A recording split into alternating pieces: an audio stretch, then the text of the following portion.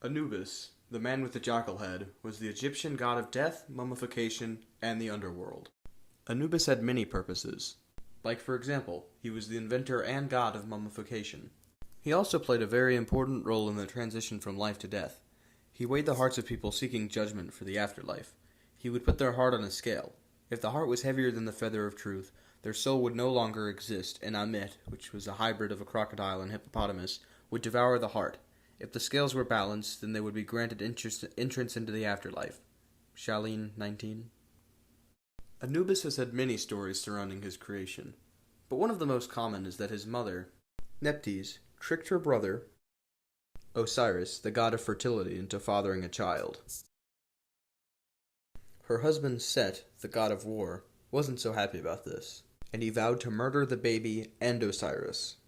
Nephtys did what she had to and hid the baby in the bushes along the Nile River. Isis, who was the spouse of Osiris, found baby Anubis. She protected the child and raised him as her own.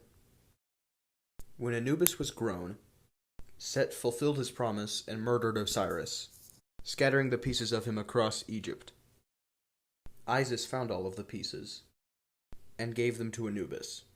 Anubis performed the first mummification on Osiris, preserving the body so it wouldn't decay in the afterlife. He also performed the first Egyptian burial, granting him into the afterlife to become the new ruler of the dead, Geller.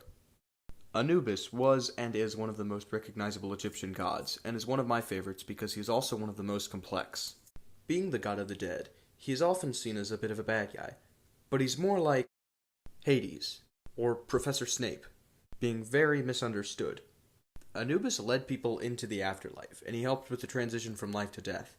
He is a very important Egyptian god for these many reasons. If you take anything from this video, I hope it's a new interest in Egyptian mythology. Thank you.